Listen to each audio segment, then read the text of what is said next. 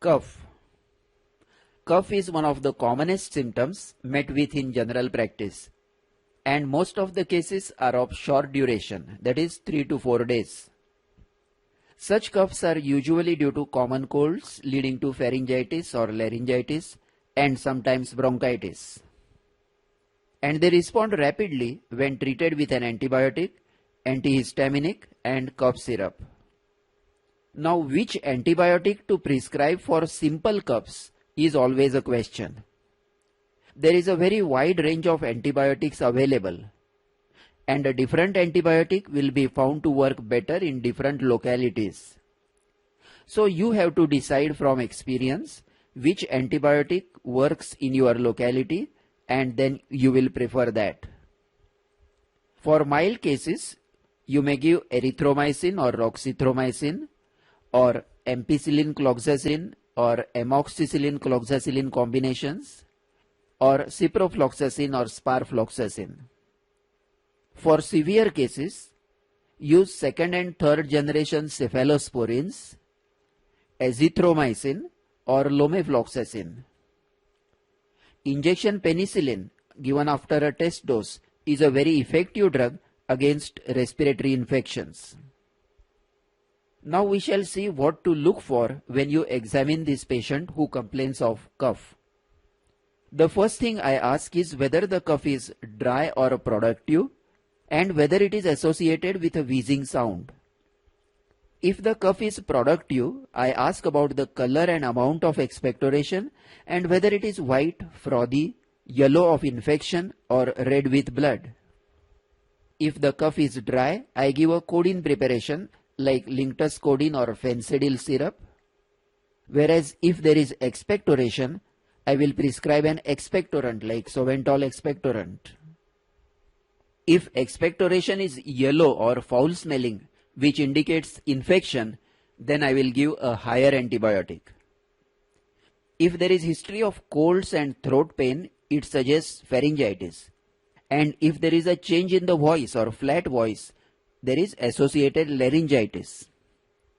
Now examine the patient and auscultate the chest carefully for rales, rhonchi and bronchial breath sounds.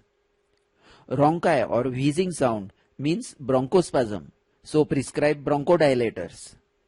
And if you hear rales or bronchial or cavity breath sounds, then ask for an X-ray of the chest.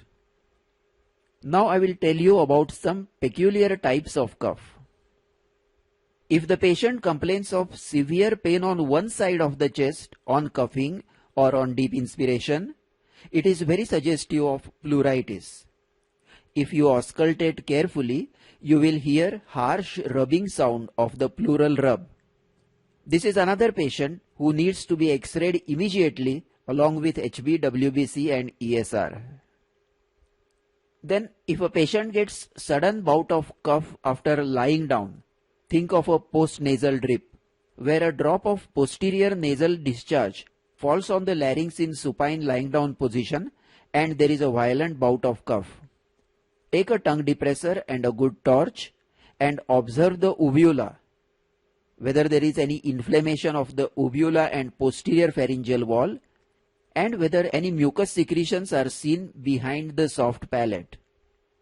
Then, if the cough has a very husky sound with hoarseness of voice, especially in an elderly patient, and it does not cure with a 5-day course of antibiotic, then don't delay. Refer immediately to a ENT surgeon for laryngoscopy. Carcinoma of larynx can be detected early only if you have a high degree of suspicion for elderly patients with cough and hoarse voice. If the patient complains of cough only at night or the cough is much more at night, then ask whether there is associated wheezing, because cough due to bronchospasm will usually be more at night when the weather is cold. History of wheezing is very important because you examine the patient in daytime when there is less or no bronchospasm, so you may not hear any rhonchi. But in general, cough will be noticed more at night when it is quiet all around and everyone is at home to hear it. Secondly, in daytime when one is working, cough is consciously suppressed. At night, when the throat muscles and chest are relaxed, cough always increases. Now we will come to the treatment of cough. For simple cough of short duration, give one antibiotic like erythromycin or cephalexin. If the cough is dry, give a codeine or dextromethorphan preparation like Fensadil. And if the cough is productive with expectoration, give an expectorant. If there is associated fever, give paracetamol. And if there is colds, give anti-cold preparation like tab Vicoril or Rhinostat. Then talk to the patient about diet and general care. Advise to take hot drinks like tea, coffee, hot water or soups 5 to 6 times a day. Advise steam inhalations 2 to 3 times per day. Adding tincture benzoin or Vicks or Amrutanjan to the water will be of additional benefit. If the throat is congested and painful, advise warm salt water gargles which will soothe the inflamed throat. If the patient has a habit of smoking, instruct him to stop smoking. Lastly, if you notice that the patient is not covering his or her mouth while coughing, instruct to cover the mouth with hand or handkerchief to prevent the spread of infection to other family members. Regarding diet, till the cough is cured, avoid cold chilled food from refrigerator, no cold drinks, no ice cream. Avoid fried foods like vada, pakoda, namkeens and potato chips. Take soft food, non-spicy vegetables and lot of hot drinks. Next, we will consider a situation where you have given the treatment, cough does not respond in 2 to 3 days and the patient comes back. Then what do you advise? Number 1, start a higher antibiotic like azithromycin 250 mg BD or cefuroxime or lomefloxacin. Give injectable form for 2 to 3 days if the cough is severe.